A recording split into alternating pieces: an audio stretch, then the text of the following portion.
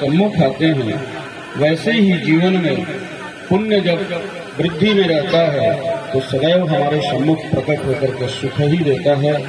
आज वैसे ही हमारे हम सबके आराध्य, भारत के जन जन के आराध्य और दुनिया के एकमात्र मानवता के लिए चिंतन करने वाले शताब्दी के नायक, जहाँ दुनिया में मजदूरों की केवल किसी ने बात की होगी, वहाँ यतिराज जगतगुरु भगवान शंकराचार्य स्वामी सहजानंद सरस्वती ने मजदूर से लेकर अन्न उत्पन्न करने वाले किसान तक की बात की। वो भगवान यतिराज जगतगुरु शंकराचार्य भगवान की आज पुण्यतिथि है और उस पुण्यतिथि के अवसर पर आज हम सभी गौरवान्वित हैं।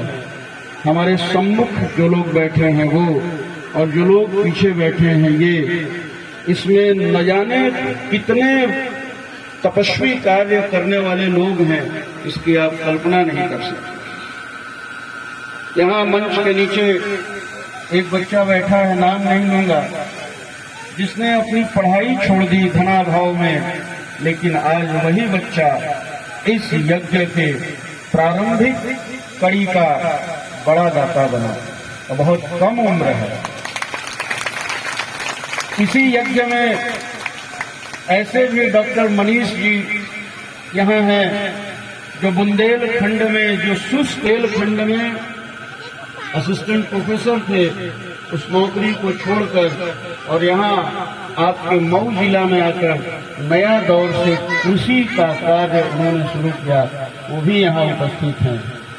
यहाँ उपस्थित हैं पंडित प्रवर अजय राय साहब, जिन्होंने बिना एक गोली चलाए 30-35 साल कानून की लड़ाई लड़कर अपने भाई के हत्या का कानूनन निर्णय लाया और विजय श्री प्राप्त किया। धैर्य की पराकाष्ठा। लोगों ने बहुत सी बातें कही होंगी।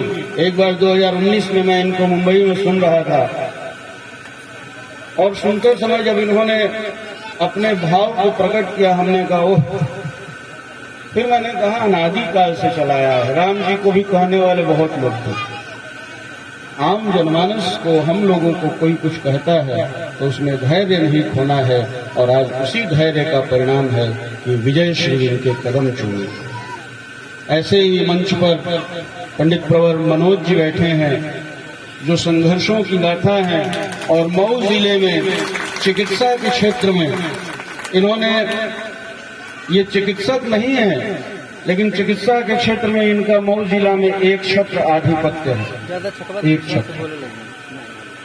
यहाँ और भी लोग जो बैठे हुए हैं तमाम गणमान्य, उनको हमने आग्रह किया, ये सब गाजीपुर वाले जितने बैठे हैं, कि स्वामी जी के लेख तो हम लोगन कम से कम ये कहा था कि आज अमृत महोत्सव चलत है। ए अमृत महोत्सव में भारत के यशस्वी प्रधानमंत्री कहले हुआ कि जवन भी गांव में फ्रीडम फाइटर हुआ वहाँ प्रशासनिक रूप से जौन बा कुछ सेवा होके के चाहिए। हमारा सुबेरे मन में आयल कि डीएम के तनी फोन करी, हमने को पढ़ल लिखल आदमी हुआ, लड़ाई में कम विश्वास रखी न जा, संवाद में ढेर। हम कहने डीएम के तनी फोन करी कि का हो, तू अंग्रेजन के जमाना के डीएम हो, ये जमाना के हे आदमी के सेवा खातिर बाड़ू के मालिक बने खातिर तू जाए बाड़ू। लेकिन कहनी कि यज्ञ होता, ढेर लड़े के मन नहीं थे, कहीं ओकर मन बिगड़ी तो उनका संगे लड़हू में हमारा दिक्कत नहीं थे। तो हमारा सेवा खातिर आयल बड़ी, संविधान के सम्मुख कसम खिले बड़ी कि भारत के आम आदमी के प्रति हम निष्ठा रख के अब भारत के संसाधन के, भारत के लोगों खातिर हम प्रयोग करब। एसी में बैठल बड़ी तो उनका बाबूजी के कमाई ना हो, हमारा गाजीपुर के रेवेन्यू हो, रेवेन्यू जनरेट करके गाजीपुर के जनता दिले गया कि तू एसी में बैठ के हमनी खातिर सोचा, लेकिन वो गलती कैले बड़ी। और अगर हम सक्षम रहो, सन्यासी शब्द से कहला, यहाँ सब राजनेता लोग हम कहेंगे तो हम लोग कहे तो नहीं चाहिए कि का हो बातचीत, यही तरह करबू हमने के ये क्षेत्र के इतना बड़ बड़ स्वतंत्रता सेनानियन के तू तरह उपेक्षित करबू तो तब तक तारा बुझाता कि अंग्रेजों से तू घूस ले करू। अब वो ब्रिटेन के लोग बहुत पैसा दिलन कुछ लोगों को। खैर हम कोनो अतिशोक्ति वाला बोले वाला ना है, ये जा बड़ बड़ लोग बैठे तो हम बोले हमार स्वभाव है। एक खाली हरियाणा में भी यही तेरे पति पत्नी IAS IPS रहलन जाए तो हम कहीं आवल लड़ लिखल जाए पैसा तो लागे, लेकिन दोनों जना के आदमी बना देने की आदमी जी संभा जाए। भारत है सेवा खातिर तो हम लोग बड़ा मालिक बने खातिर ना, मालिक के बनल तो चल गई चल गई। यही से यज्ञ भूमि पर रउआ सबके हम जब आईने तोने भरी कहानी कि हमने के कुछ मन में हमारा बाटे कि भाई हमारा इतिहास भगवान के जन्मभूमि है। सब अपना अपना स्वार्थ से करेला। हम ना जानते नहीं कि स्वामी 2016 तक हम ना जानते नहीं कि स्वामी जी के गांव कहाँ है, लेकिन जब जन्मे तो मन में भाव आई कि हमने अन्नदान करे के बाद रउआ सबके सहयोग से ही होता है।